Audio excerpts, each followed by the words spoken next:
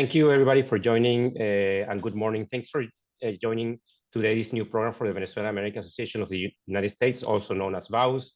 My name is Carlos Ivan Lopez. I'm a vice president and work together with Michael Skoll, the president of VAUS for the last few years. I would like to welcome to you all to this conversation today about Venezuela, new biggest export, which is the title, and we have here Mr. Braulio Hattar, an award-winning journalist from Venezuela and Chile. He will be together with VAUS president, Michael Skoll, as a moderator.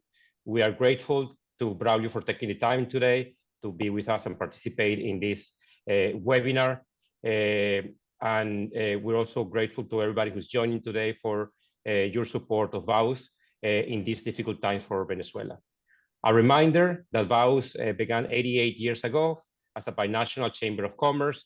Today, we are an organization joining the fight for a return to democracy, decency, and human rights in the country. With the Chavista-induced collapse of Venezuela's oil industry, the regime is increasingly noted for a dramatic rise in exports. Criminal gang ventures in other Latin American countries, as everybody has seen recently. And lately, even in the United States. As a resident of New York, we can definitely feel crime spiking and many people blaming Venezuelans for it. In addition, active support for Iranian and other terrorist groups in South and Central America, including the facilitation of mass money laundering, has long been a concern of government worldwide about Venezuela. But now a new manner of lawless activity has been added, mostly involving the country's powerful criminal gangs, which often in league with the government control vast territories within the country, in Venezuela, and now seek profitable new turf abroad. A special focus today will be in the most commanding of these outfits, the Tren de Aragua, as we all know is named, which has steamed through a number of countries and has reportedly now arrived at the Grand Central Station. Braulio is an acclaimed journalist, legal expert, educator, author, human rights crusader, founder and editor of Reporte Confidencial, and widely admired prisoner of conscience, so recognized by the United Nations and the OAS. He was held in a Venezuelan prison for 5 years, from 2016 to 2021. He received a number of prestigious awards, including a medal from the Chilean Senate. His experience includes president of the Fundación Derechos para Todos, general coordinator of the Movimiento Ciudadano Venezolanos del Mundo, and founder, president, and professor at the Colegio Pablo Romero Millán. Books by Braulio include Terror sobre la Balanza, Terror de Cuello Blanco, both available from Amazon, and some other books that we'll ask today that he has been writing about. A note for a political deja vu, Braulio now lives in Chile, where he was born during the exile of his father, persecuted by another Venezuelan dictator, General Pérez Jiménez. Since our program will conclude with a Q&A section, you may write questions at any time using the Q&A button at in the page, and I will present them to Braulio and Michael. We ask any media representative today in attendance to please give credit to VAUS as well as the speaker in any coverage of this program. So with that, Michael, I pass it to you and Braulio, of course. Thank you. Thank you very much, Carlos. As some of you know, a while back in October, we did a webinar on what we called the rise of the criminal hybrid state in Venezuela.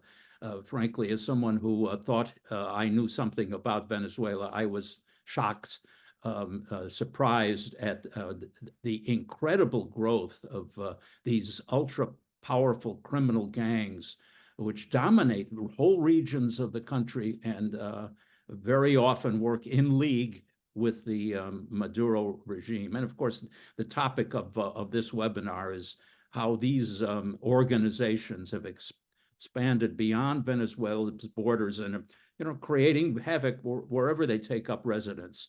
Braulio, up to you. Tell us more. Hey, thank you very much, both of you. I have something writing here, so just to give a specific framework of what we're going to be talking about. So hello, everyone, and thank you for having me here to discuss what you refer to as Venezuela's shift from failing oil sector to notorious criminal exports under the Chavez and Maduro administration. As we explore these exportations, I put quotes here, it's important to note that these criminal activities are not just managed or controlled by the states, as happened with the Venezuela oil industry. To understand how these dynamics work, let's scan recent history just for me to develop what we're going to be talking here about. According to reporters, media, and statements from the diverse sources, starting with Chavez and continuing under Maduro, plans have allowed criminal organizations since Chavez to develop extensive running framework, at least in two different but similar ways. Which are these two ways? On one hand, we had, let me put it here. On one hand, we had what was called peace areas or peace zones. These were specific geographic spots, often in regions of strong poverty, where gang leaders were basically given free rein to engage in criminal activities in exchange for maintaining peace and controlling these areas. We can call it in Spanish barrios, favelas in Brazil, hoods in the United States. Something like Presidente Pastrana made with the guerrillas in Colombia and what's called the tone zones or relax zones or zona de distensión in Spanish. You remember Pastrana when it was trying to make peace with the guerrillas. The government gave to the guerrillas some spaces where they can, just rule by themselves. The same Pastrana closed that after. On the other hand, a system known as Paranato, that's one of my books that have to publish at some point, was established inside the prisons where a negative leader called the PRAN and his government called the CAR, as the car that you drive, exercise control inside the prison's walls. Additionally, the term train was used to describe the extension of a criminal arm beyond the prison. So they have the car as the inside government and the train as foreign policy. It's a distinction of the arm. That's what it's called train, because we go outside from the jail, outside the borders of the jail. Plans were allowed as happened. Sorry, I lost here. Plans were allowed, as happened with gang leaders in these peace areas, to freely conduct illegal activities inside and outside the complex, as long as they maintain order and prevent substantial incidents such as massacres or riots. So the same thing as the peace area and the prisons, if you keep peace inside of those spaces, you are free to do whatever you want. However, for reasons known only to the regime, at some point, was made by Maduro administration to dismantle these so-called peace territories, along with the plants, their cars, and their train. So they dismantle all these relations that they have with these gang leaders in the peace areas and with the plants inside of the jails. This struggle to regain control of the peace areas and prisons has resulted in a lot of criminal and their organization dispersing, with many leaving Venezuela fully armed. This exodus has led to the auto-exportation of these criminal elements to the United States in the north and to Chile in the south and other countries in between. For example, Colombia and Peru, just for say few. It's important to note, according to sources, criminal organizations still exist in Venezuela, which are linking to some official groups. These associations are documented by several human rights defenders and are included in a substantial dossier currently provided at the International Criminal Court. In the case of Lieutenant Ronald Ojeda, who was kidnapped here in Santiago on February 21st and later killed here in Santiago, initial assumptions suggested that his murder may have been exclusively linked to the Tren Aragua train, a criminal faction that was created as an extension of the PRAN, as I explained what is a train, El Niño Guerrero, of the Tocorón prison in Aragua State. which, by the way, was torn down in September 2023. So when the Ronald Ojeda case happened, Tocorón was closed already. However, investigation conducted in Chile has revealed that the instruction from this kidnapping and assassination came directly from Venezuela. It was not something decided by the organization in Chile. This order did not come from the criminal network themselves, but rather from a possible criminal structure connected to official groups in Venezuela. The situation reveals a complex web in which crime and some official elements are interlinked, sharing common goals due to their related past, as I explained to you. These free areas and this crime area that make a connection among government authorities and the criminal gangs.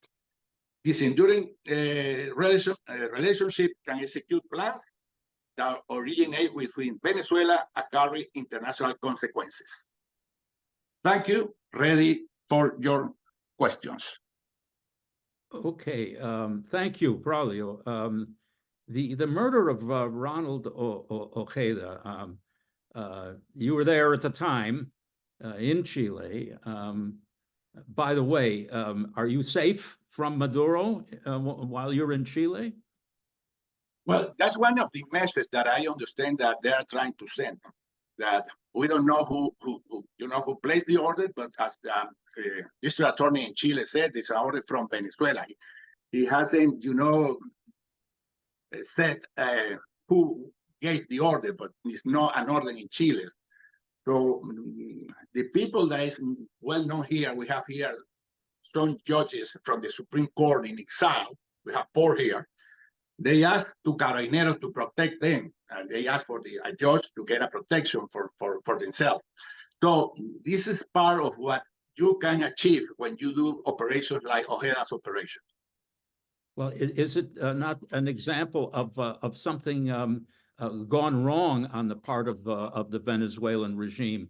Because the murder of Ronald Ojeda and the discovery of who ordered it, in fact, changed perceptions in Chile, including by the president himself, and went so far as to possibly change the policy of Chile regarding Venezuela. Is that true?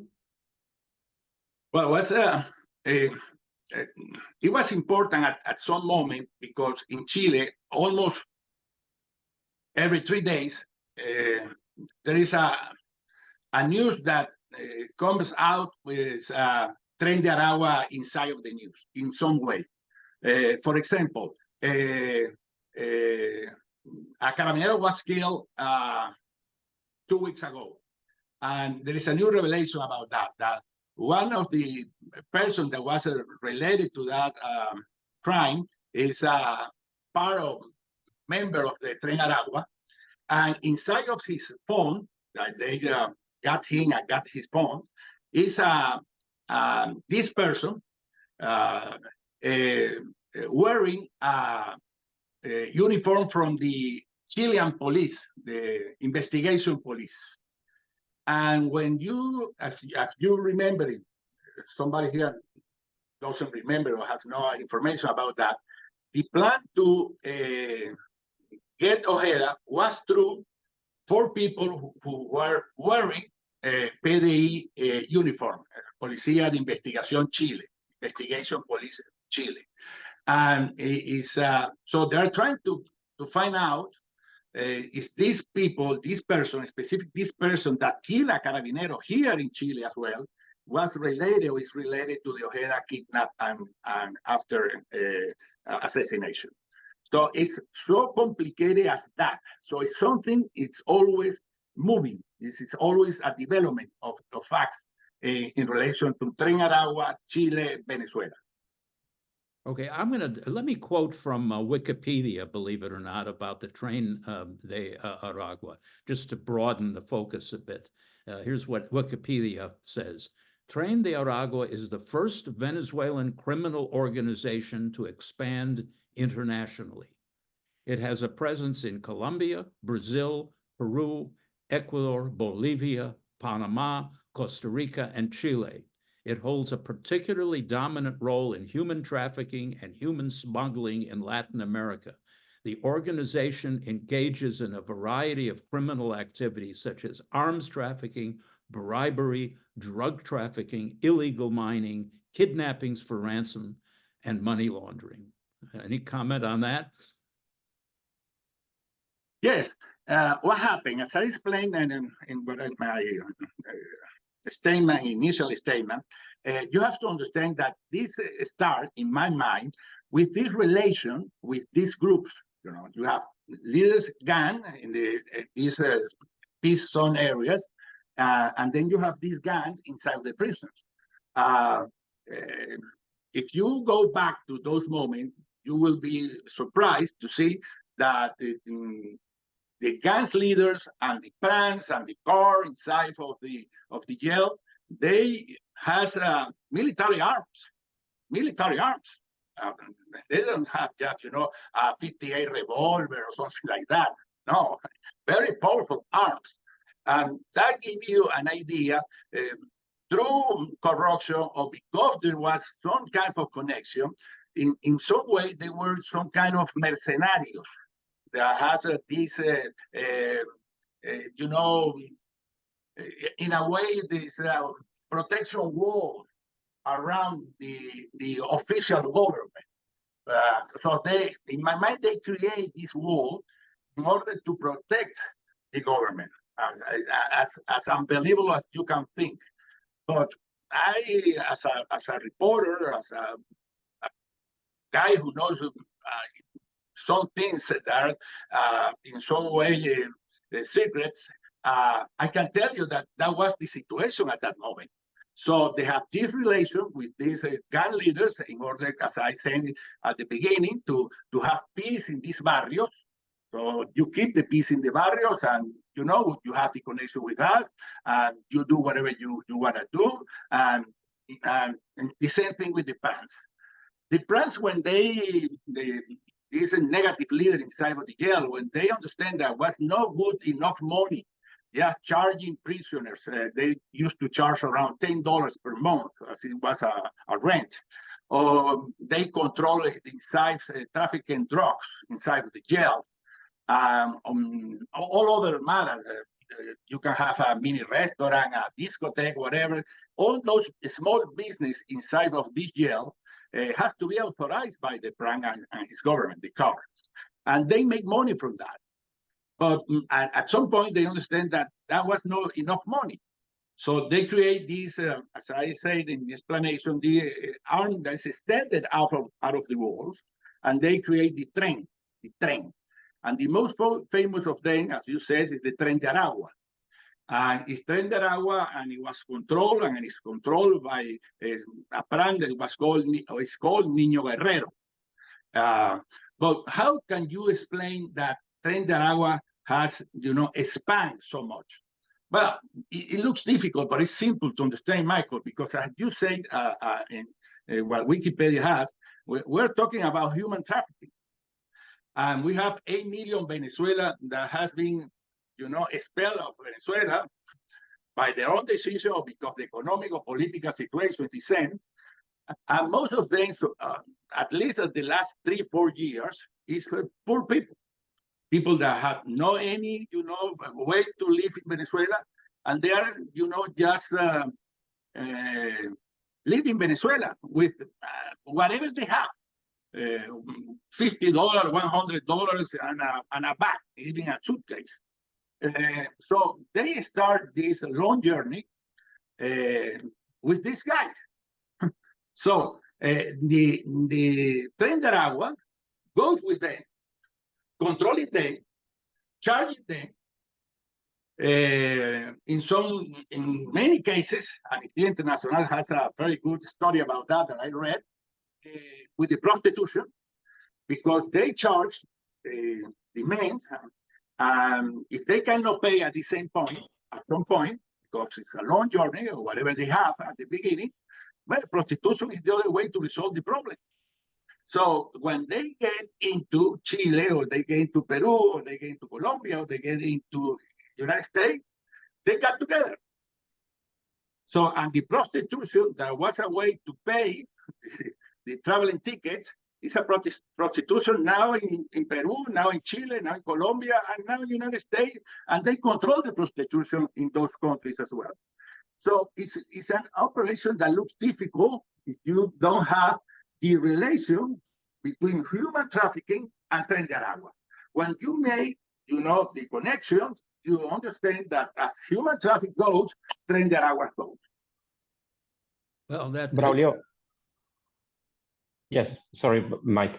No, Braulio, do you think that, this is the countries are gonna be eventually forced to have mass repatriations of Venezuelans from their countries back to Venezuela, similar to what happened to gang members from the US and back to El Salvador? Do you think that's gonna eventually force governments to repatriate people? Well, I can give you this answer, Carlos. No, in Chile, they are trying to do whatever because it has become a political issue like the United States. And the problem with the deportation is that it imply an involved cost. It's not easy matter. As I say to you, these people is coming out of Venezuela maybe with $50 in their pockets, but in order to deport them, you have to spend more than that. And now imagine from Chile to Venezuela, it has to be air tickets. The governor of Boria have said it before, he's trying to exchange, one airplane from time to time in order to, to go and sign an agreement with Maduro. An agreement with Maduro, how many people they're gonna, deport from here? There's not enough budget to do that. Here we can count official numbers around 500,000 Venezuela. We would say there must be around 600,000 Venezuela. In a last poll, I think the World Bank, 85% of the Venezuelan in Chile, they are not thinking about going back to Venezuela. So we're talking about the 85% of 600 or 500,000 people. How are you going to deport them? There's no way. The only way to do this, in my mind, is I understand that politicians, they don't like, to put feet on the ground because they always talk about something that they're not going to do after. Is regularize the situation. You have to regularize the situation. There is no other way. And the people that want to come back to Venezuela, this 15%, according to polls, well, they can go back. And the 85%, you have to, in some way, to put them in the labor market in order to produce for your country.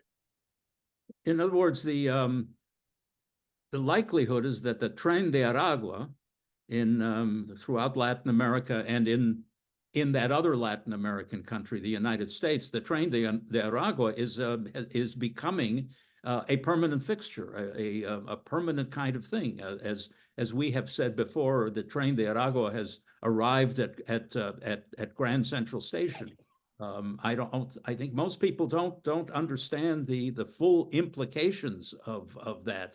As we have discussed, I grew up in Chicago, and I know all about how Al Capone operated. And Al Capone is a kindergarten kid compared with what's going on with the Tren de Aragua, which is now definitively in the United States and operating. What's the future of that, in your opinion? Yeah, a good question, Michael. And I will add something to that to make you more worried. And for me, the Tren de Aragua is as a budget as well as a police budget now. Imagine that you are a guy with $50 and you arrive to Chile and you start working for the same thing apply United States, Peru, Colombia, but I'm using Chile because I am here because I know very well the situation in Chile. Imagine that you came here and you have $10 in your pockets. And then you start looking for a job and they say you don't have papers. The same thing happened in the United States, New York, in Chicago, whatever. You don't have papers. And you start, you have 2 kids with you and your wife, and you don't have money. And then you open or read or hear any news from the radio, from the TV, from newspaper, stand, whatever. They say, Tren de Aragua, Tren de Aragua, Tren de Aragua made this, Tren de Aragua made that, the Tren de Aragua. Well, the next thing that you start thinking is about the possibility, to go to somebody, in any place and say, listen, give me $20 because I am a member of the Tren de Aragua. And then you have everybody being Tren de Aragua. That's a hypothesis for me. I'm not saying it's like that, but it makes perfect sense for me. Because as I say, we have 8 million Venezuela out there. And if you have something that is like a budget, and for in the criminal world, I just say, listen, I am Tren de Aragua. Everybody else, keep silence. Keep silent. What do you want? Even other criminal organizations. The only criminal organization that's going to stop there, that is Tren de Aragua. Because if they don't authorize that guy with $10 in the pocket to say that he's Tren de Aragua, nobody's going to, discuss what is, you're certified, where you're coming from, what is your diploma from the Tren de Aragua. Nobody's going to ask for that. So many people is, potentially Tren de Aragua by themselves. And the Tren de Aragua can take the decision, listen, I don't have anybody there in that territory. This guy want to be Tren de Aragua. Let's see if he grows up as a criminal guy. And then when he's big enough, well, we are going to, go and visit this guy to make him do what we do under our structure. So the Tren de Aragua can be 80% true and at least 20% something that's a fantasy. Okay, are you good? You've written books. I'm going to show people the cover of one of your books. You've written books in prison, as a matter of fact. Let me find one that I happen to have here. This is the Terror sobre la Balanza. And as we've told people, it's available. This is Kindle. It's available on Amazon. You've written books from prison. Are you going to write about the Tren de Aragua? Are you going to write about what's going on now? I have a book that's called Pranato. That's almost ready. But it's in relation to the situation in Venezuela. These first two books, the Terror sobre la Balanza y Terror de Cuello Blanco, they were referred to the period of what we call democracy in Venezuela. Democracy that happens to be the one that creates Hugo Chavez. That's part of my books. And Pranato is something in development all the time, so I haven't finished, but it's already 500 pages. I have to reduce that because nobody's going to read another Bible. So, and what I'm doing now here is something that is very special for me, Mike. It has nothing to do with bank leaders or planes, but it has to do, I had the opportunity to visit the people here, the militaries that are in jail during Pinochet period. And they are old guys, 70, 80 years old. And I got authorization to go and visit there in two of the jails where they are. One is Punta Peuco, and the other one is Colina número uno, Colina number one. And I have had this relation with them, trying to understand what happened in that period of time. And I made connection with Felipe Zimbardo. I don't know if you remember or you know who Felipe Zimbardo is. Felipe Zimbardo, for whoever doesn't know it or don't remember, is the professor that created the Stanford prison experiment. And that's what comes to me that's important as a person who were in jail, who was in jail. I'm trying to make a connection about what he called the Lucifer effect. That is these external conditions that make good people to become very bad people if the external conditions apply for that. So I got from these people that I've been in contact around 20 letters, different letters. I asked them if they can answer some questions that was made in order for me to have, a relation with that kind of period. And they were very kind with me because more than 20, 30 of them sent already letters for me that I've been, checking in order for me to make me, a good understanding about that period of time in order for me. I'm not trying to excuse anybody, as Felix Zimbardo did with his book, but to make another, read of that situation in Chile. That's what I'm trying. That's what I'm working now. The book is called "The Effect Lucifer in Pinochet Period Time." That's the El Efecto Lucifer en Tiempos de Pinochet. That's the what I'm gonna call the book. Okay, yeah, it will be available on Amazon. One assumes, right? Yeah, I hope so. Yes. Okay. Let me Michael, remind people that if you want to ask a question, use the Q&A button at the bottom of the page. Carlos? Yes, I had a question for you both. And as you know, we have elections in the US this year, and it looks like the balance is tilting towards one side that is a bit more aggressive on immigration, which is probably the cause of why many of these people have been coming to, as you said, Michael, Grand Central Station. What do you think is going to happen with the Republican government and all of these people from Trinidad that have been coming to the US? Do you expect, that they will repatriate them to Venezuela? Because, in the US, they're not shy of resources to expatriate people, to repatriate people. And are we going to have, is Venezuela going to have to build a prison like Bukele in El Salvador for these people? No. So that question is more for you, both Braulio and Michael. Michael? No, Braulio, you start. Okay. Listen, I am talking about Bukele. I've been trying to interview Bukele. I haven't made contacts through the inner circle that he has. And I haven't been able to do it because my point with the Bukele government is not what he's doing, is what he present to the public media. Let me explain what I'm trying to say. I can have a very big jail, but I don't use the prisoners in order to, to make a show. That's my position. It's different. If you're talking to me about to open a big prison in Chile, open big prison. I don't have problem. But don't use the prisoners as a show for your government. That's my point of view. So I want to separate these two things. I would like to say that to Presidente Bukele, but that's why maybe the reason why I hasn't get the invitation yet.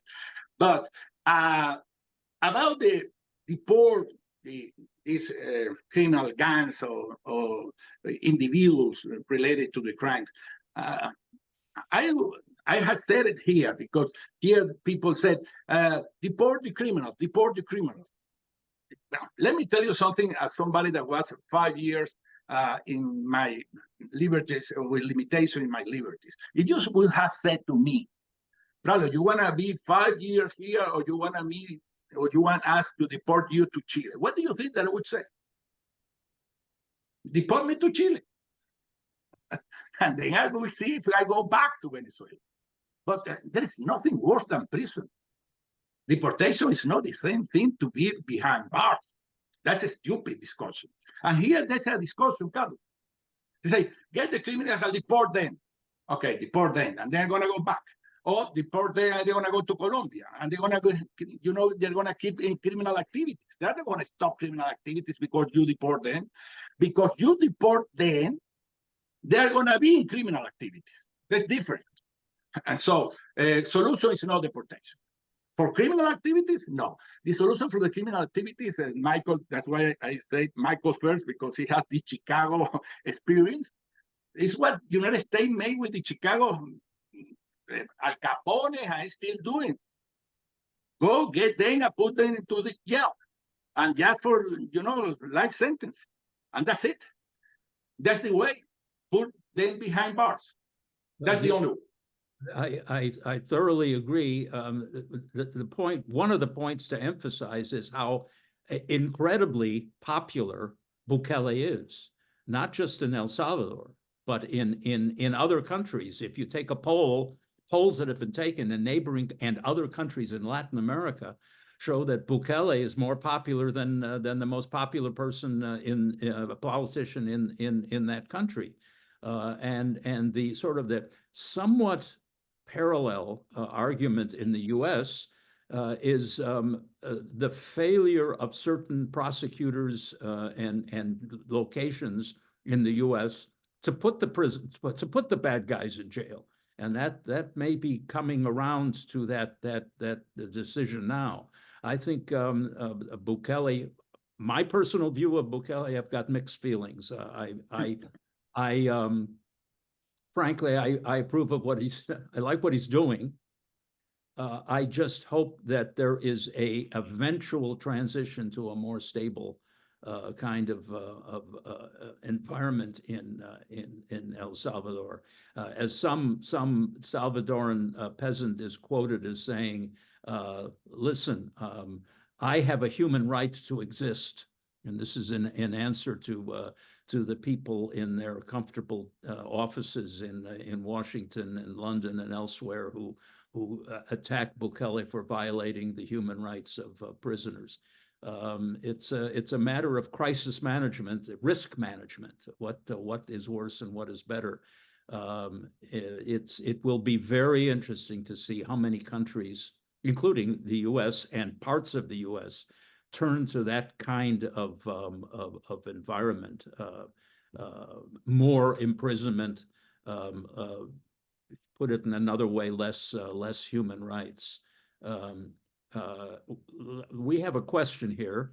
What, if anything, is the U.S. government doing in regard to the Tren de Aragua? Before I answer that, I would like to add something what you were saying about Bukele and this way to control the situation. We have to remember that most of the maras used to be gangs in Los Angeles. Yes. It happened when the Civil War in Central America was finished, and they have to go back to their own countries. So this is a situation that has been for a long, long time. Bukele here, just to reinforce what you were saying, and you can use it, Michael, in a poll that was made, and I wrote down an article for the Tiempo Latino, it had a 93% approval rate here. And the one with the worst was Maduro with 3%. That gives you an idea where we are, 93 against 3.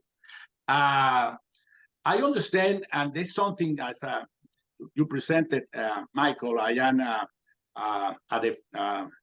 activista o derechos humanos, advocate for human rights. But what I have to explain to organization of human rights, that we have to be very careful, because we have to understand the human rights, starting with the human rights as a protection for the community, not for one person. When you have, and that's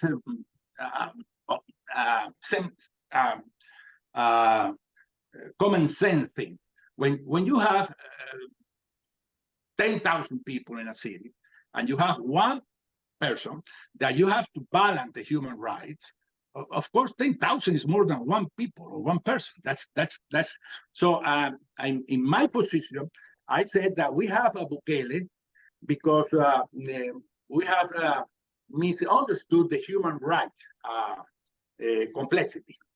And my position is, in order to answer to Carlos and the question, is that the human rights, in order to keep existing as we understand them, we have to look and make another look of what we are doing with them. I'm going to give you the example of Chile. In Chile, because of this period that we were talking about, my book, Efecto Lucifer en Pinochet, the human right has become something that people understand there is a problem now. And that's the thing that the activists have to understand. If we go to that, frontier, we are not going to come back. So human rights cannot be a problem for the society. In Chile, as a society, many people think that human rights is something that is a problem now. The police cannot do their job because of human rights. The criminal has more human rights than you in your home. And that's something that we have to resolve. The people that are advocating to the human rights. And that's what I'm trying to do here in Chile. So I understand that at least the policing, if you see the word the police in Chile, and you see the word the police in the United States, believe me that It's angel against, evil. Here, people almost touch, the police almost touch the person, almost touch the person. In order to use the firearm, is the last resort, and they have been changing now, this law that protect the, from the excessive of the use of the arm by the police or the military groups. But let me tell you something. I have a conversation with a police in Santiago, Chile. As you know, here there is no municipal police. There is no city police. It's only one for the national police. There's carabineros. And talking to this police at this level, local level, they are what they call private security. They have no arms. They have no anything to use against the person. They are, just with a walkie-talkie, something like that. And when I asked them if they would rather have arms in order to protect themselves and go against the criminal, he said, no, under this law, no, because what is going to happen, I'm going to go to jail. So this is a situation that we have to resolve. I'm talking as a human rights activist, because this is not the right way to resolve this problem. We're talking about Tren de Aragua. And if you ask me, I was with the worst criminals in the jails. They understand in what kind of country they can do whatever they want to do. If they understand that in Chile, it's so easy as this, believe me, they're going to stay in Chile. But if you make there in the United States very difficult to stay, believe me, they're going to abandon the United States. It's as simple as that. And they're going to go wherever they feel they are comfortable. They were very comfortable at the beginning in Venezuela until Maduro said, I don't want you anymore here. And they move out of Venezuela. Why? Because they don't feel comfortable anymore. So if you apply to the Tren de Aragua, this, police position that I know because I've been in New York, I've been in Boston, I've been in Miami, I have lived in the United States, where if you just touch the police can, put your handcuff or something like that and go to jail. Believe me, Tren de Aragua, sooner or later, is understanding better go to another country. So has a strong police actions, a strong investigation against them, put both of them in jail, and then go out of the United States. I am completely sure about that. Very, very interesting. Let me get specifically to the answer to the question: what, if anything, is the U.S. government doing in regard to the Tren de Aragua? My view is that the U.S. government is well behind the curve in terms of doing something about the migration, inward migration of all of the Venezuelans and others, particularly of criminal elements. And we're not responding properly. Local governments are now only beginning to realize that what you have said is a failure, which is the campaign against the police.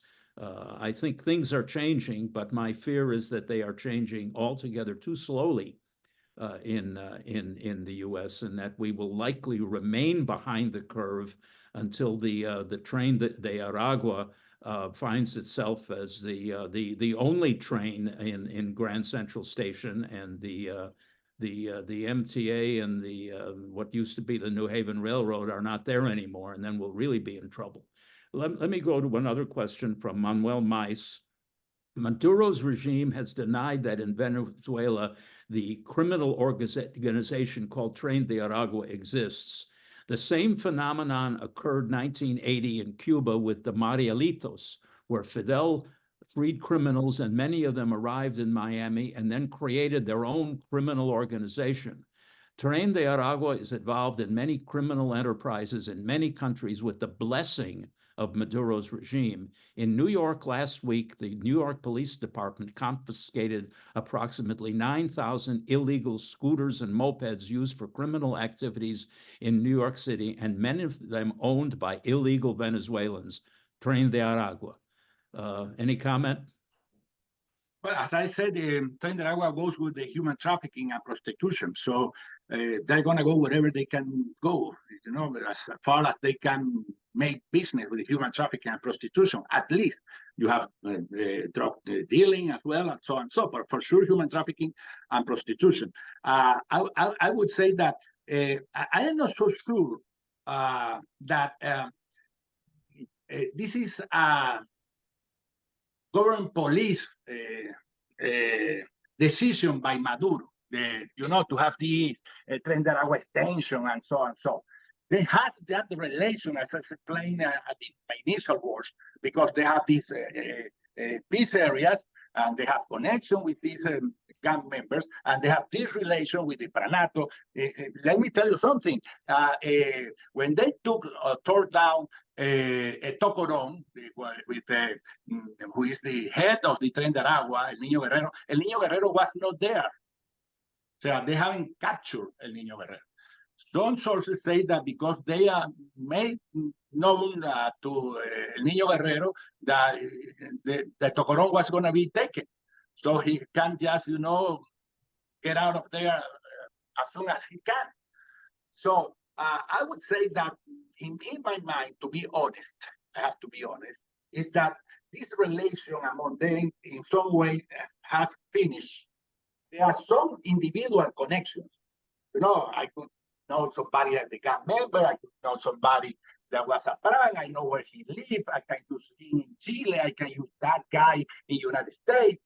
But as something that you have, you know, all the control of the Tren Aragua in Los Miraflores, I don't believe that. It's as any criminal activity. They have their own, you know, life, and they have their own business to make, and they are doing that.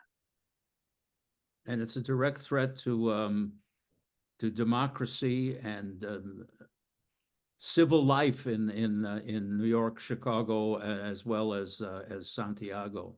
I don't see any more questions. Carlos, have any more questions, comments? No, we don't have any more questions yet. No, I mean, my only point is like, I mean, what do you think a Republican government may do? I mean, we know the leading presidential candidate, what he thinks about the immigration. Do you think he's going to be able to be effective?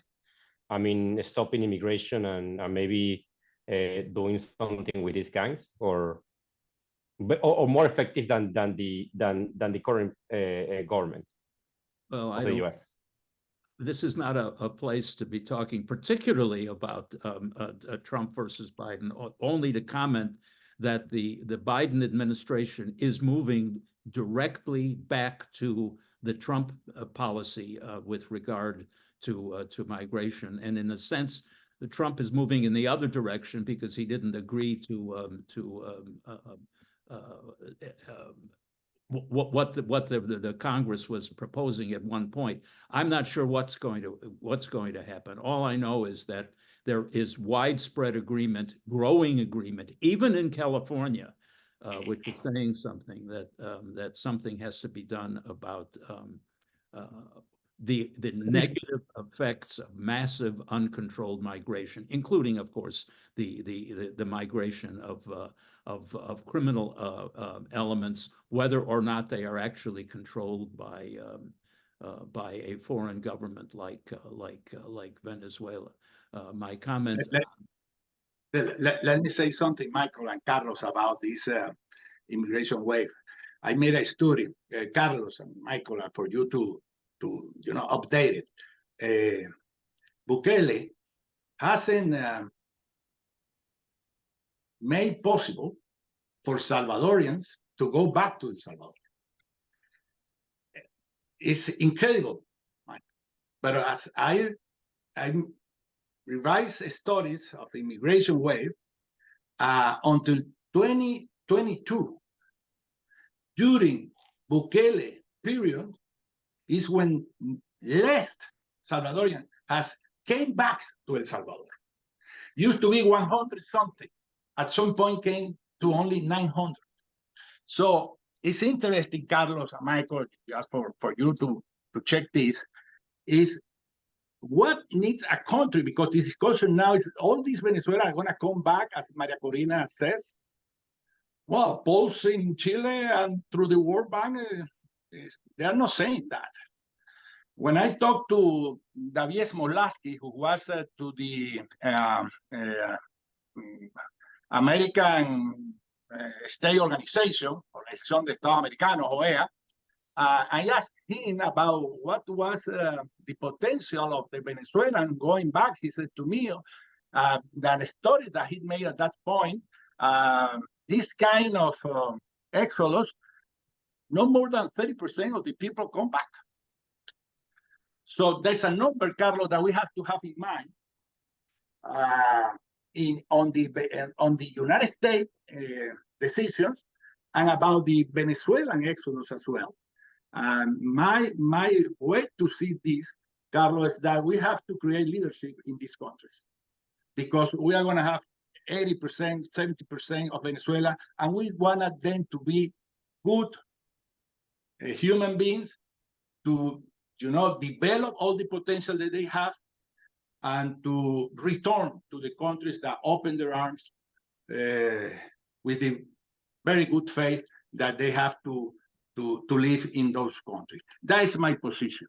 So I believe that we have to be prepared to make these Venezuelans good citizens, in order to help the countries where they are and in order to create an atmosphere where we can go and get along.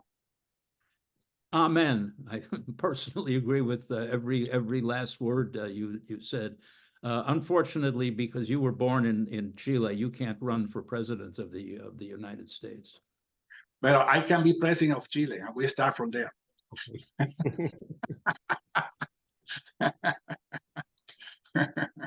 Okay. Unless Carlos, you have any more questions? Braulio, do you have any final thoughts about this whole issue? Yeah, no, Michael, just to say that I'm very thankful for, to invite me. I am more than ready to come back whenever you need me. For me, it's a pleasure to have contact with somebody like you, to have my personal recognition. I know you very well. And just to thank both of you and the people that can see this later. Very No, good. thank you, Braulio, for coming today, and of course, Michael, for moderating as always. It was a pleasure to hear you, and just some closing remarks from my side. I mean, like, we all look forward the time when we can all go back to Venezuela and when things get better. I mean, I think we look what happens in these elections, which Michael is not very optimistic about, but we'll see what happens in Venezuela this July. We'd like to also thank some of the people from our organization that made this possible, in particular, Linda Calvet, Lori Dominguez, and Sebastian Lopez. We are working on future programs, and we'll let you know as soon as they are confirmed.